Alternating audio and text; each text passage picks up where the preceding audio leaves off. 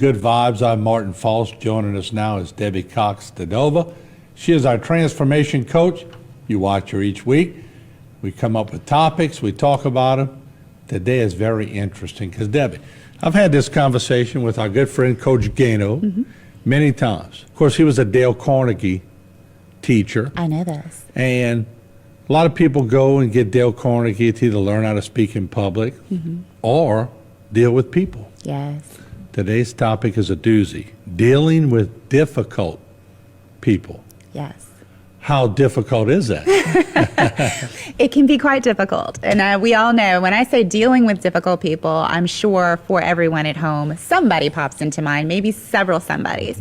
So before we approach this topic, I want to invite everyone at home to start thinking about and remembering, first of all, that on our worst days, each and every one of us occurs as difficult to someone else.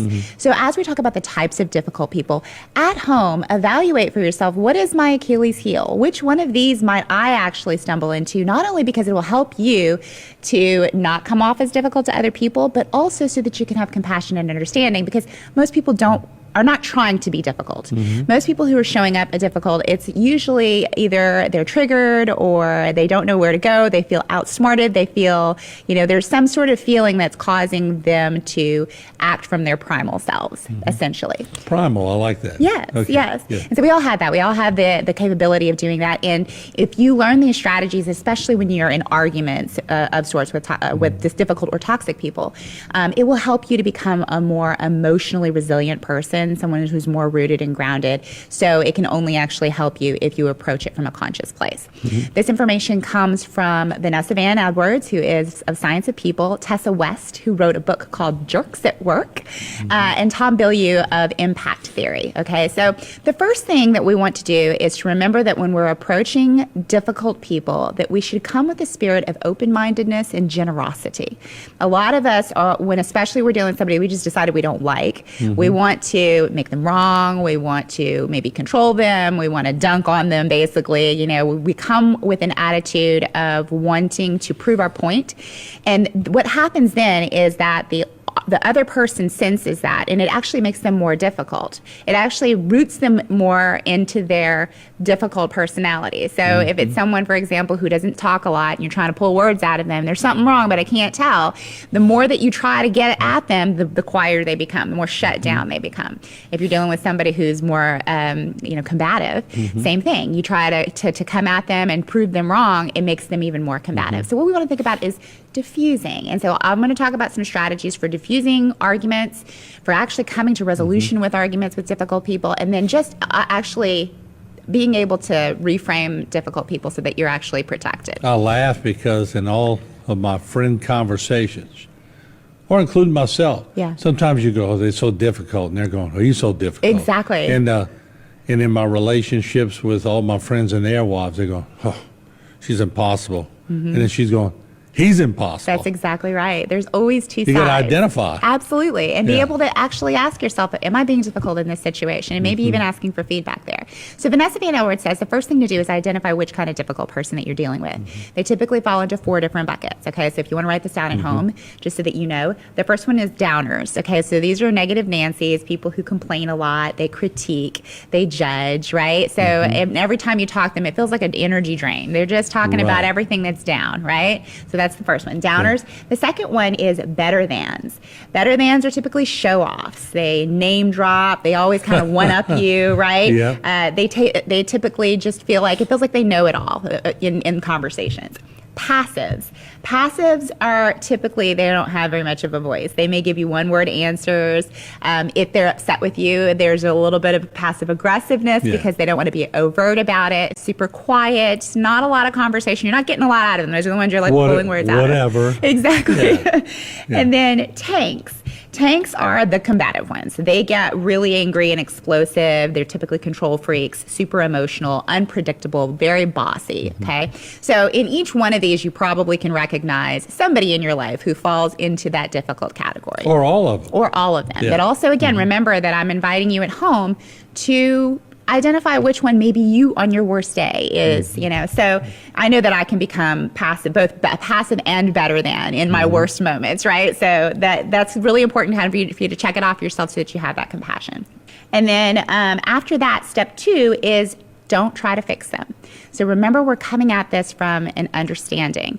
Any one of us, if we feel like someone is trying to fix us or control us in any way, it brings out the worst in us. We're like, that doesn't feel good.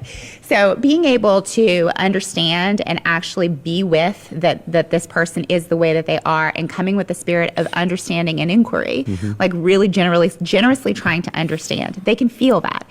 And that is a very diffusing sort of experience for them. Stephen Covey talks about seeking first to understand and then be understood. And if you come at it, if you approach a conversation in that way, where you're actually curiously trying to find out what the other person is experiencing, help me to understand. It feels like, for example, for the passive, right? It feels like you're a little bit frustrated. Can you help me to understand that? And I may be misreading you might want to take some responsibility. I may be misreading this, but it feels like there's a little bit of frustration there. And if there's something that I did, I would really want to address it. Is it possible that whenever I was talking about this, that maybe you misunderstood it as that, right? So helping the passive to sort of to come to the table to be able to talk about something that's on their hearts and minds. So the spirit of generosity and understanding always goes a long way. It helps people to want to cooperate with you and discuss. Our conversations with Coach Gano. And sometimes when we're talking about difficult subjects, we always get into a laughter kind of thing. Because if you really sit down and think about it, it's humorous. Yeah. When people pose as being big or bad, or you'll be at the table and you go, oh man, I was speaking to former President Bill Clinton yesterday, and there's one across the table that always said, well, I was on the phone with George Bush yesterday. Right. Okay, where did that pop in? Right. Sometimes you have to laugh, don't you? You do. And if you can keep a tone of laughter and humor, it actually helps to diffuse the energy quite a bit. It's when you get up in your egos, right? And especially when you don't see eye to eye on something and you're trying to actually make some resolution where it's like, I want to go this way, I want to go this way. That's when you usually have the biggest challenges with difficult people.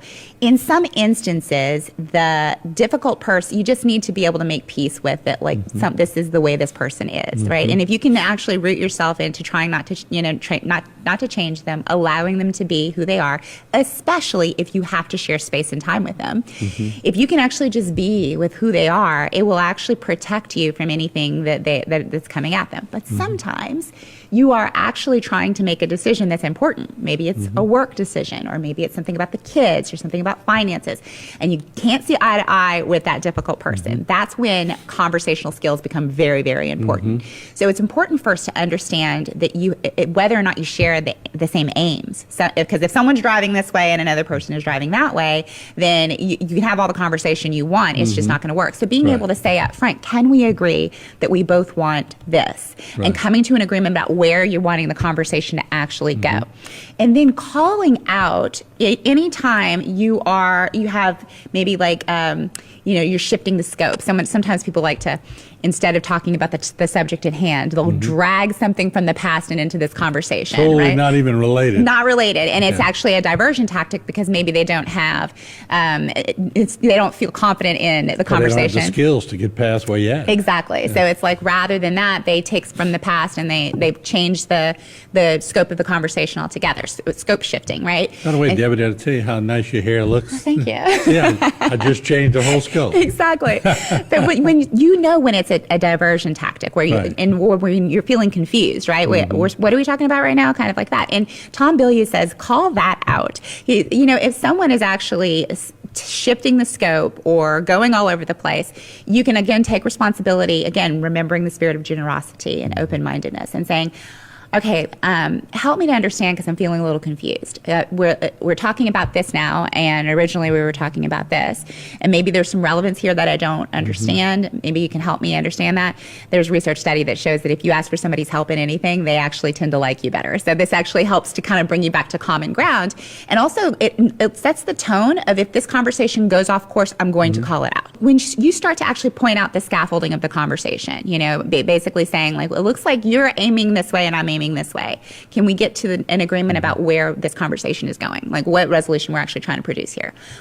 Or, it looks like we're scope shifting again. Can we sidebar this conversation for another time and actually stick with this conversation? That actually sets a new tone where the person you're talking to actually understands that this is like, we're on the same page here. A really great thing to do is what Tom Bilyeu calls the steel man argument. So I have a perspective and you have a perspective. And typically what happens is that people who are in difficult conversations, they come like this. And so if you can start, the person at home, and you're watching this, if you're the intentional person in the conversation, if you can set aside your opinions for now, or trying to make them wrong or whatever it is, if you can set aside any agenda and actually start to try to understand what they're saying and then generously repeat it back to them. So you're actually paraphrasing. Again, seek first to understand, then be understood. You're actually paraphrasing generously as though it were your argument back to them. Let me see if I understand. You're saying that in this situation, your belief is this and your conflict is this. Is that correct? Once you do that, once they get that you understand and they agree, the walls come down and now they're ready to, now may I speak? So I just want to state my thesis real quick. They're not as defensive. They're not as defensive and they're ready to hear your perspective. Then you can actually determine whether there's a collision of values, because sometimes there's a collision of values, right? If you have a certain set of values and I have a certain set of values, even if we're aiming in the same place, that's going to be problematic. And that's a tough one. That's a very tough one. So either typically what has to happen in those instances is that someone has to shift their values or you just can't work together, right? Because if if the values don't meet. But this is how steel man arguments can actually help to get there, to even understand. It's very helpful to understand if someone just doesn't have the same values as you. Let me see if I understand. Look at partners on the abortion issue who may differ. Right. Woo. Exactly. Yeah. And it just always boils down to that set of like values, that my values are this, or my or perspectives too, right? But being able to understand what you're actually dealing with, what are the conflicts in this conversation so that we can actually get to resolution is hugely important. So it's about understanding that we all have valid perspectives. Most of us are not trying to be difficult just for the sake of being difficult. And by the way, just for clarity, I never talked to Bill Clinton. So nobody has to email me and one-up me, because that's what this show's about. But that's a great topic. Maybe we ought to extend that more. We probably should. You There's could probably a lot to go on talk for about. days, Yes. right? Yes. All right, Debbie, thank you very much. Thank you. All right, Debbie Cox Denova right here on Good Vibes. We'll take a break. We'll be back with a lot more, so don't go away.